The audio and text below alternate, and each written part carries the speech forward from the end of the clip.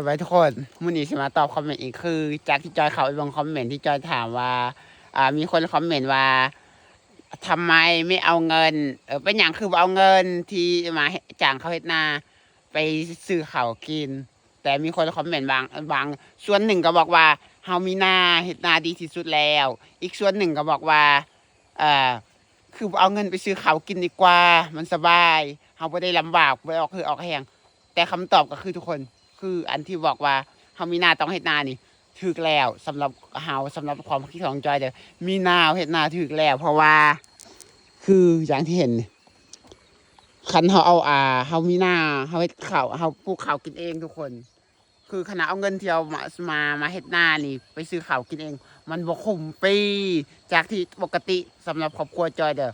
ตอนนี้คือส่วนใหญ่เขาจะจ้างเอาคือจ้างตั้งแต่เริ่มไถเริ่มลาดเริ่มแบบมาดำแล้วก็เริ่มเก็บเวลาเก็บเกี่ยวนี่หมดปีหนึ่งประมาณ 30,000 บาทประมาณ 30,000 บาทไทยหรือว่าประมาณ20ล้านกีบลาวนี่แหละประมาณ20ล้านกีบลาวแหละ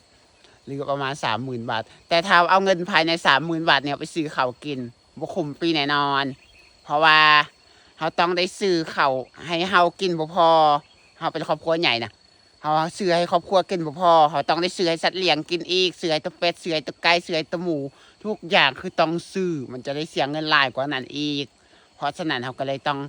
ให้เฮ็ดนาเอาแล้วเฮ็ดนาหลายคนก็ถามว่าคุ้มบ่สำหรับเขาเฮ็ดนา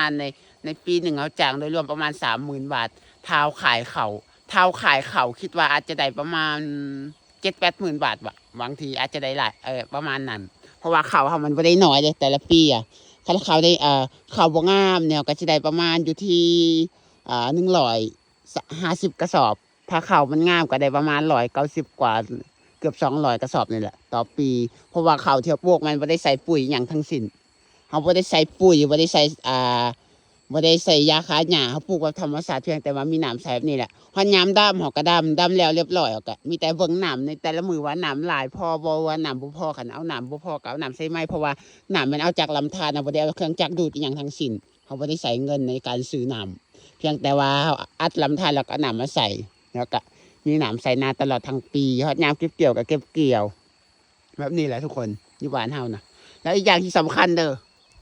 สำหรับบางคนก็บอกว่าเอาเงินไปซื้อข้าวดีแล้วเอาจริงเลยทุกคนมันก็ดีแต่สำหรับความคิดจอยคือขณะเอาเงินไปซื้อข้าวนะบางเทื่อเนี่ยก็ได้ข้าวแข็งข้าวบ่แซ่บบ่คือข้าวเฮ็ดกินเองเด้ข้าวเฮ็ดกินเองแล้วได้ข้าวแบบว่าอ่อนหวานแล้วก็หอมโดยที่เรากินแล้วข้าวเฮาบ่ย้านว่าข้าวสิหมดแต่เวลาเราไปซื้อมากินนี่โอ้ยมื้อใดเนาะข้าวสิหมดเฮาสิไปซื้ออีกแล้วโอ้ยมื้อนี้ก็ข้าวหมดโอ้ยจะได้ไปซื้ออีกแล้วนี่ก็คือหมดเงินหลายอีกบ่พอก็ยังว่าแล้วบางเทื่อไปซื้อข้าวมาคันเอาซื้อข้าวในราคาถูกเฮาก็สิได้ข้าวแบบบ่งามข้าวแข็งมีก้อนหินปนคันเอาซื้อข้าวในราคาแพงข้าวที่มันอ่อนหวานก็สิแม่นข้าวราคาแพงเพราะฉะนั้นเฮาเฮ็ดกินเองดีที่สุดแล้วเฮามีนาต้องเฮ็ดนาเฮาคือลูกสาวนาวันละไปบาย